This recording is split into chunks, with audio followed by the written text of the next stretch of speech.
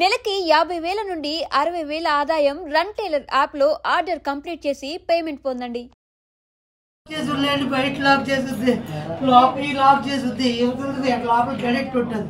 అవతలతో తీరు ఎప్పుడు అవతలతో లాక్ తీసేస్తుంది, లోపల నుంచి లాక్ తీసేది చాలా గుర్తుతోటి. డ్రైవర్ బాబు ఎప్పుడే డ్యూటీ తెచ్చారు, అక్కడ కోసం తాటికెళ్ళి చెప్పులు తెచ్చారు, అక్కడే అక్కడ అవుతానండి. అక్కడ పెద్ద అక్కడ ఏం జరుగుతుంది ఇంత దారుణంగా పిల్లలతో పాటు? ఏం జరిగిందమ్మా తెలియదమ్మా. నేను హైదరాబాద్లో ఉంటాను. మా అమ్మ నాకు బాగోదు. మా మమ్మీ పేషెంట్, ఆవిడ చూసుకోవడానికి వస్తుంటాను 2 నెలలకు 3 నెలలకు ఒకసారి. నిన్న వచ్చి 3 రోజులు అయింది. 4వ రోజు నాడు ఈ వార్త అండి. నిన్న ఏమైందో తెలీదమ్మా. పిల్లలు మా తమ్ముడు డ్యూటీ నుంచి వచ్చి 7:30 ఫోన్ చేశాడు మా చెల్లికి. నాతో మాట్లాడు, మా చెల్లితో మాట్లాడతాడు. చిన్న అమ్మని వదిన్ని పిల్లలిద్దరినీ చంపేశారమ్మా. ఎవరు అంటున్నా అన్నిటోడికి ఎవరు చుట్టుపక్కల రాలేదండి. శవాల మధ్యన ఒక్కడో దొరుకుతున్నాడు. అమ్మ అనుకుంటా. అప్పుడు పెద్ద పిల్ల మా చిన్న చెల్లి వచ్చి మళ్ళీ మా పక్కింటి కుర్రని పంపించాను, అక్కడ ఏం జరిగిందో చూడరా బాబు అంటే వచ్చి చూసిన తర్వాత అత్త నేను రమ్మందంటే మళ్ళీ తీసుకొని వెళ్ళారండి. తీసుకొని వెళ్ళి యా బాబు అంటే, అక్క నా పిల్లల్ని చంపేశారు, అక్క నా భార్యను చంపేశారని. 3 శవాల్ని, ఇక్కడ ఒక భార్య, ఇక్కడ ఒక పిల్ల, అక్కడ ఒక పిల్ల అండి చంపేశారండి. అంతే. మాకేం అడగటం లేదండి. ఆ నిందితుడు ఎవరో పట్టుకొని చూపెట్ట. ప్రభుత్వం మాకు న్యాయం చేయాలి, పోలీసు వారు కూడా న్యాయం చేయాలి. ఇటు అటు కూడా తొలగకూడదండి. అదే మా బాధ. ఏమైనా తగాదాలు ఉన్నాయా తల్లి? ఎందుకంటే పసిపిల్లలను కూడా చూడకుండా. తగాదాలు ఏమీ లేవండి. మా తమ్ముడు ఎవరితోటి గొడవలు ఆడండి, ఎవరితో గొడవలు ఆడు, ఎవరితోటి మాట్లాడు. డ్యూటీయా, ఇల్లా, పిల్లలు. వస్తే వారం తర్వాత వారం రోజులకు ఒకసారి తల్లి దగ్గరకు వస్తాడు. తల్లిని చూసుకుంటాడు. వాళ్ళకి కావాల్సిన ఏంటో చూసుకొని వెళ్ళిపోతుంటాడు. మొదటి నుంచి ఇక్కడే ఉంటున్నారా? ఈ ఏరియాలోనే ఉంటున్నారా? మా తల్లిదండ్రులు పుట్టిన కాడి, మా తమ్మల కాడి నుంచి ఇక్కడే ఉంటున్నామండి. పుట్టిన కాడి నుంచి. ఏం చేస్తారు మీ తమ్ముడు ధనుప్రసాద్ గారు? ఏం చేస్తారు? డ్రైవర్ అండి.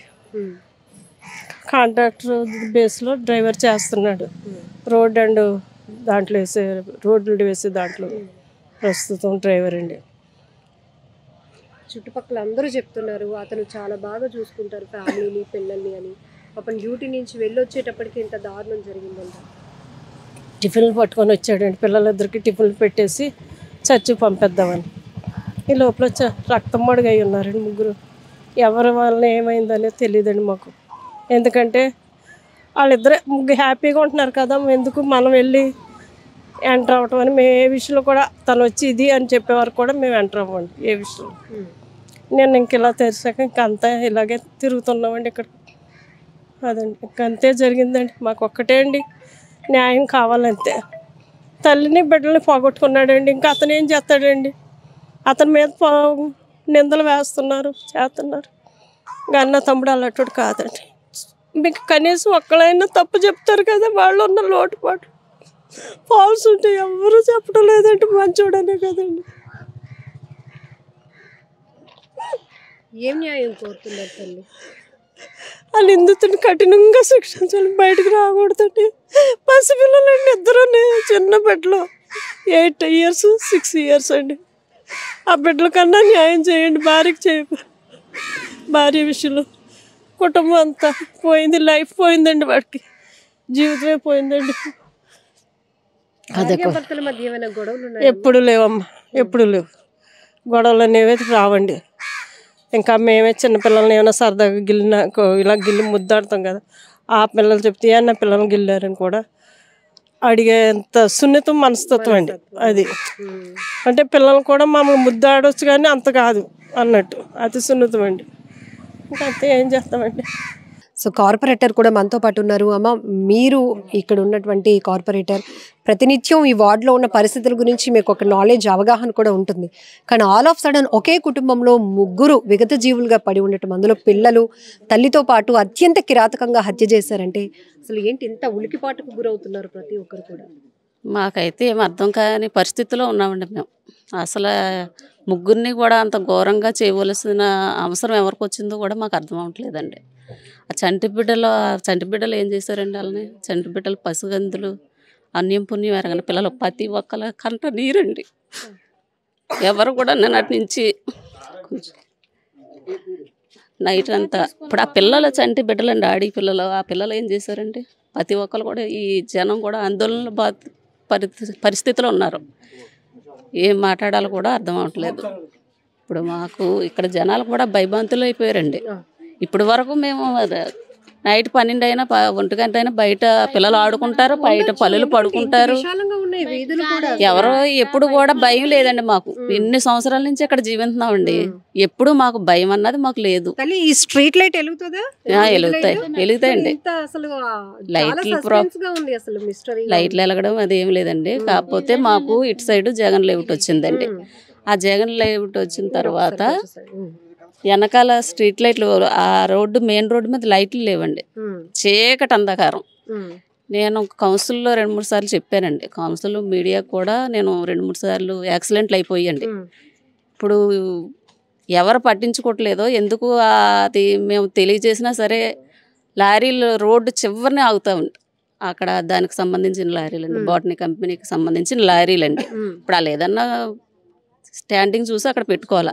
జనాలు నడిచి రోడ్డుని అలా బ్లాక్ చేయడం అన్నది కరెక్ట్ కాదు కదండి. ఇప్పుడు యాక్సిడెంట్లు అవుతున్నాయి, వాళ్ళు ఎవరో మాకు తెలియరు.